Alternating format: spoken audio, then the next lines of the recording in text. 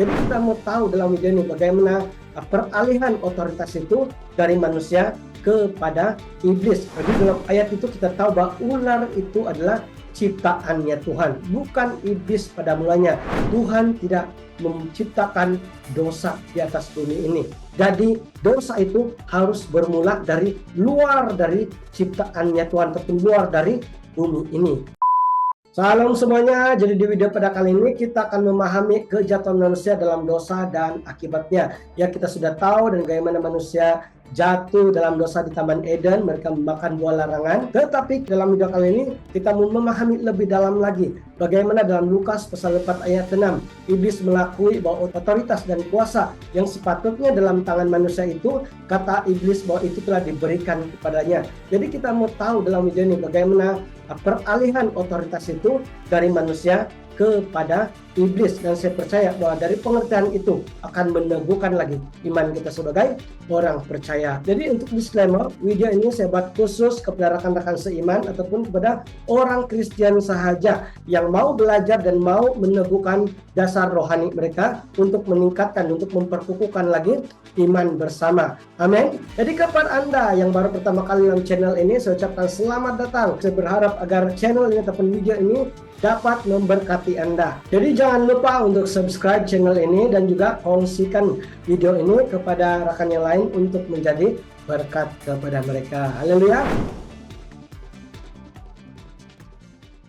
So, di dalam buku Kejadian kita membaca bagaimana Tuhan menciptakan cakrawala, bumi dan segala isinya dari hari pertama hinggalah pada hari kelima. Pada hari keenam dalam Kejadian ayat 1:26 ditulis di situ bahwa Tuhan mau menciptakan manusia sebagai apa? Supaya manusia itulah yang akan mengurus, menjadi tuan kepada bumi dan segala isinya. Oke, kita membaca di situ bahwa Tuhan berkata, mereka akan menguasai semua ikan, burung, serta binatang lain, binatang jinak, dan bintang liar yang besar maupun yang kecil. Jadi kata menguasai itu dalam kata Ibrani adalah rada.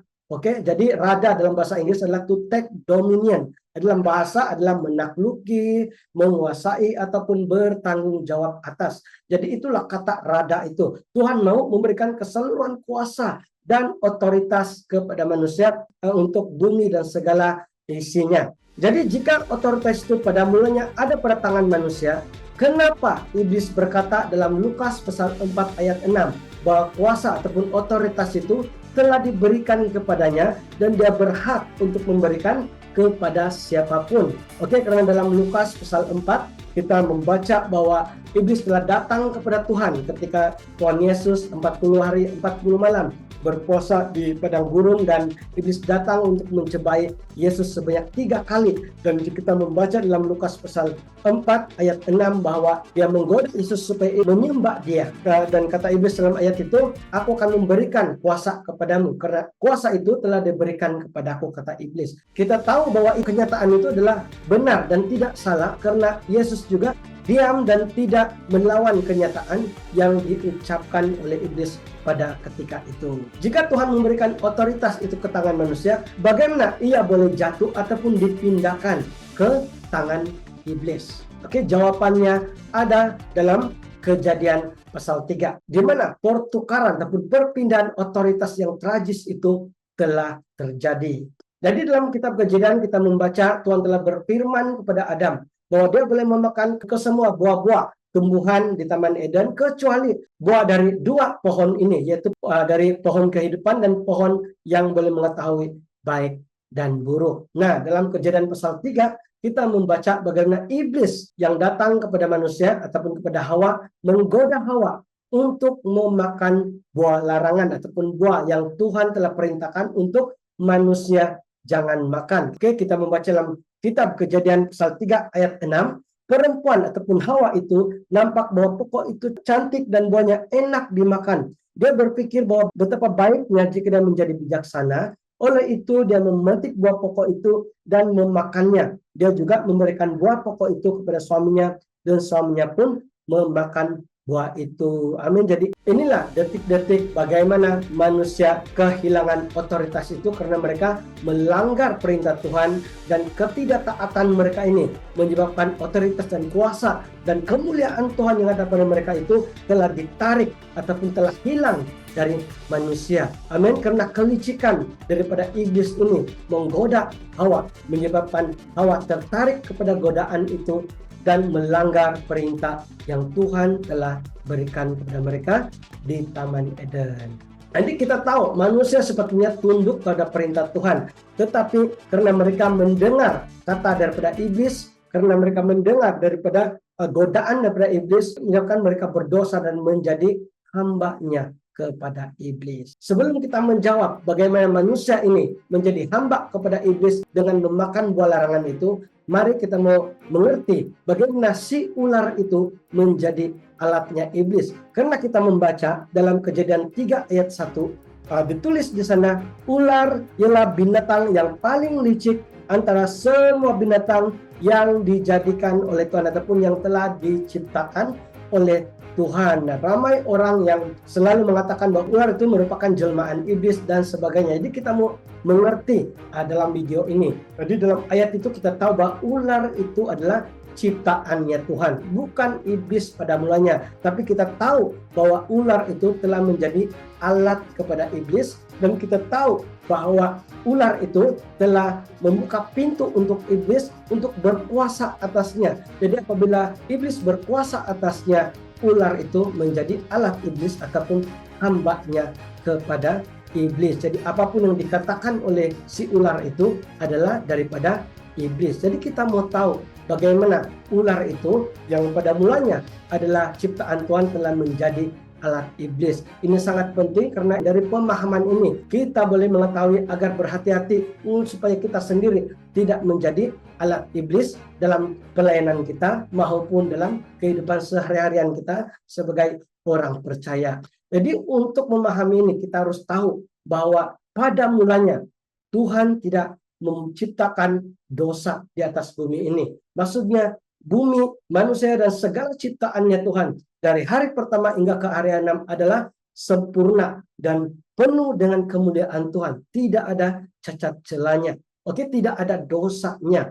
Jadi dosa itu harus bermula dari luar dari ciptaannya Tuhan ataupun luar dari bumi ini. Jadi kita membaca dari Yesaya 14:12 hingga 14 bagaimana iblis ataupun Lucifer itu yang merupakan malaikat telah dibuang dari surga dan telah menjadi berdosa dan dibuang dari surga. Kita tahu sekarang bahwa dosa itu adalah daripada si Lucifer itu ataupun daripada iblis itu.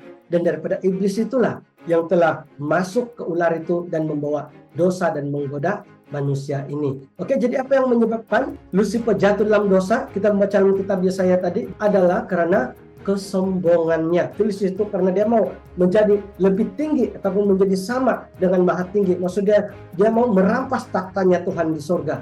Itulah kesombongannya iblis itu, dan dia dibuang dari surga. Nah, sekarang kita mau tahu apakah ada kesombongan pada ular ini. Oke, jadi kita membaca dalam Kejadian pasal 3 ayat 1 ditulis di sana, ular ialah binatang yang paling licik antara semua binatang di Taman Eden. Jadi kata paling licik ini menunjukkan bahwa ular ini memiliki reputasinya di Taman Eden itu, dan kita tahu bahwa reputasi ini selalu dikaitkan dengan kesombongan hidup, pride of life. Sebab itu firman Tuhan selalu mengingatkan kita agar jangan menjadi sombong, jangan mencari reputasi, mencari nama sendiri, jangan mencuri kemuliaannya Tuhan.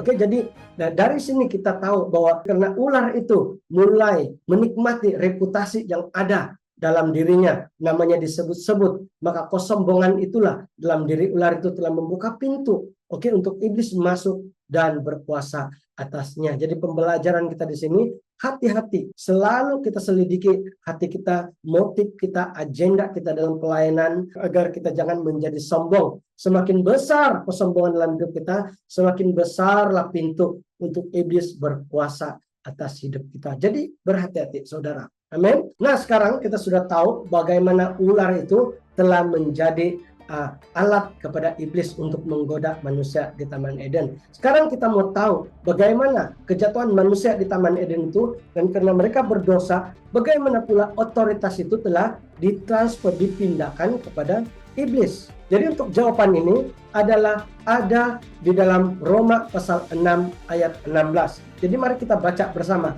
Apakah kamu tidak tahu bahwa apabila kamu menyerahkan dirimu kepada seseorang sebagai hamba untuk mentaatinya, kamu adalah hamba orang itu yang harus kamu taat, baik dalam dosa yang memimpin kamu kepada kematian maupun dalam ketaatan yang memimpin kamu kepada kebenaran. Jadi kata mentaatinya dalam firman ini menurut kata Greek adalah hypakoin, yang bermaksud mendengar dan mengikuti perintahnya. Jadi dalam Roma 6:16 ini maksudnya di situ apabila seseorang itu menyuruh kita dan kita melakukan mengikut kata orang itu, kita secara langsung menjadi hamba kepada orang yang menyuruhnya. Jadi kalau kita membaca dalam Kejadian pasal 3 itu, bagaimana ular datang kepada Hawa dan dia meminta, dia menyuruh Hawa untuk memakan buah itu, dan Hawa bertindak, dia mengikut apa yang ular itu katakan, dia makan. Karena perkara itulah yang menyebabkan manusia menjadi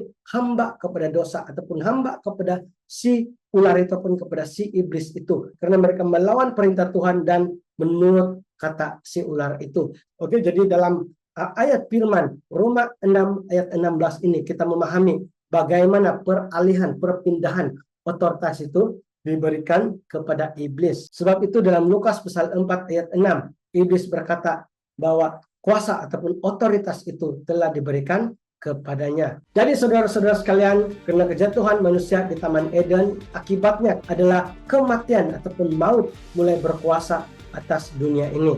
Kemuliaan Tuhan telah hilang dari ciptaan Tuhan.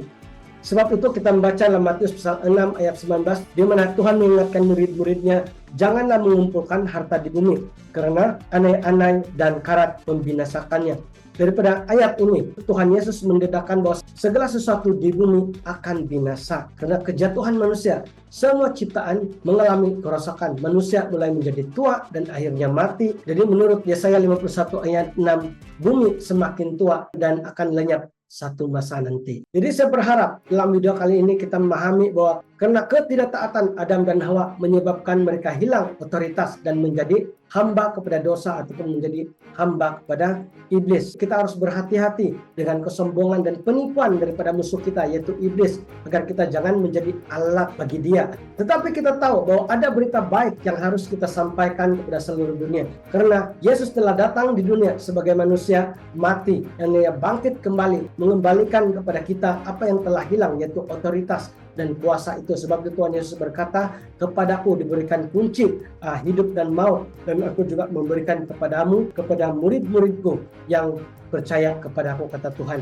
Amin. Jadi di dalam Yesus kita sekali lagi memiliki kemenangan ke atas dosa dan maut ini. Jadi sampai di sini saja video pada kali ini. Saya harap Anda diberkati dengan video pada kali ini. Jangan lupa untuk subscribe dan kongsikan video ini kepada rekan-rekan yang lain untuk menjadi berkat bagi mereka. Salam dan jumpa lagi di video yang lain.